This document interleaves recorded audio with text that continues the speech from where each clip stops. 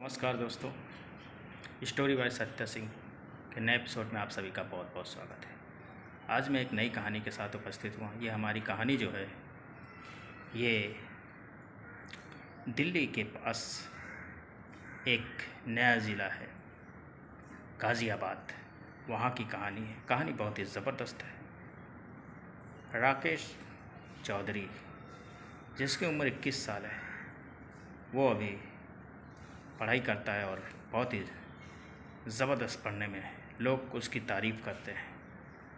और वहीं बगल में एक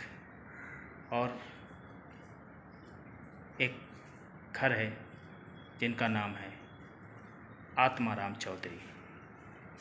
वो भी चौधरी हैं और ये भी चौधरी हैं। आत्माराम चौधरी भी बहुत ही अच्छा पड़ोसी है। उसकी एक वाइफ है जिसका नाम है गीता चौधरी, जिसकी उम्र 40 साल है और बहुत ही देखने में खूबसूरत है, अट्रैक्टिव लगती है। दोनों सटे हुए घर हैं। दोनों का घर मतलब आपस में जुटा हुआ है। तो गीता चौधरी वो नहीं चाहती है कि ये जो लड़का है ये आगे बढ़े, इसीलिए वो बहुत डोरे उस पर डालती है, नखरा दिखाती है, ऐसा वैसा। अब वो लड़का करे तो क्या, 21 साल का लड़का जो देख के वो कभी कभी उसके घर में जाता है तो देखता है कि वो अभी कुछ पहने ही नहीं रहती है, मतलब ऐसे ही 2 पीस में ही रहती है। वो सब देख के बहुत चक्का हो जाता है, मगर कुछ बोल नहीं पाता है। तो उसके घर पे आना जाना लगा रहता है, क्योंकि पड़ोसी है, दोस्ती अच्छी खासी रहती है। वो किसी भी तरीके से वो चाहती है कि मैं इस लड़के को बर्बाद करके छोड़ूंगी। ये जो पढ़ने में तेज़ है ना, इसको मैं ऐसा बर्बाद करूंगी कि ये कुछ नहीं कर पाएगा। और गीता धीरे धीरे अपना जलवा दिखाना शुरू करती है। कभी ऐसे ऐसे ब्लाउज़ पहनती है जिसका पूरा पीछे से पूरा हिस्सा दिखता है। जानबूझ के उसके सामने खड़ी हो जाती है और दिखाती रहती है।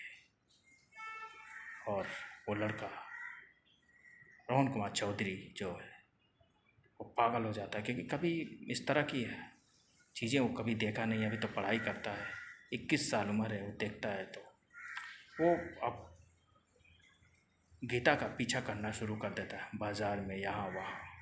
क्योंकि गीता यही चाहती है कि ये मेरे पीछे पागल हो जाए और इस ज़िंदगी में कुछ न कर पाए। और वो उसके पीछे दौड़ना शुरू कर देता है।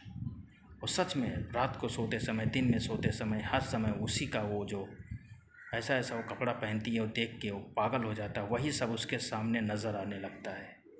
वो उसकी सोच जो है अभी वो पढ़ाई में नहीं, सिर्फ इन्हीं सब चीज़ों में दौड़ रही है। सुबह से लेके शाम, शाम से लेके रात। और दिमाग से वैसा पागल जैसा हो जाता है। उसे कुछ समझ में नहीं आता, करो तो क्या।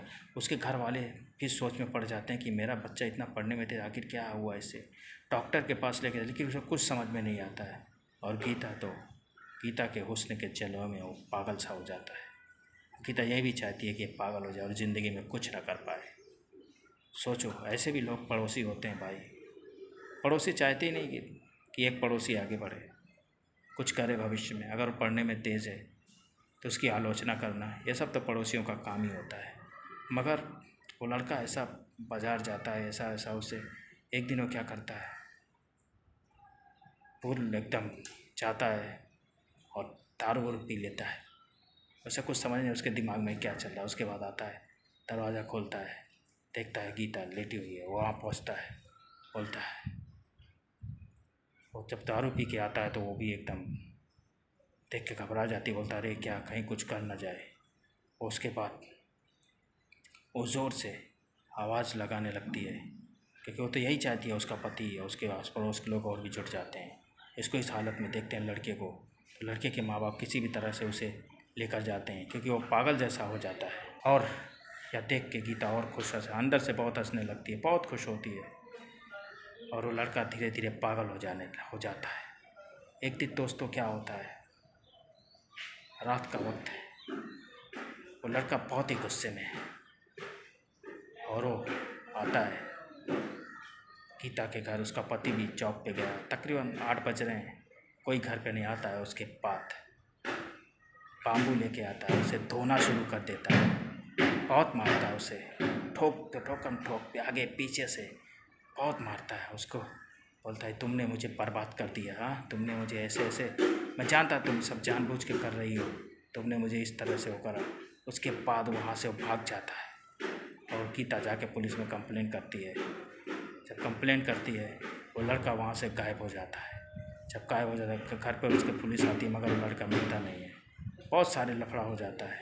तो दोस्तों, ऐसे भी लोग हैं आपके पड़ोस में जो आपको चलते हैं देखकर। अगर आपके आस पड़ोस में भी ऐसे लोग हैं तो ऐसे लोगों को इग्नोर करें। अगर आपके पास कोई सेक्सी भाभी है या सेक्सी लड़की है, आप उस पर ध्यान मत दें, अपने पढ़ाई पे ध्यान दें, क्योंकि करियर मोस्ट इम्पॉर्टेंट। आपका करियर रहेगा तो हज़ारों लड़कियां आपके पीछे आएंगी। तो दोस्तों, आज का ये वीडियो आपको कैसा लगा? अच्छा लगा तो लाइक कीजिए, शेयर कीजिए और मेरे चैनल को सब्सक्राइब। तब तक के लिए लव यू।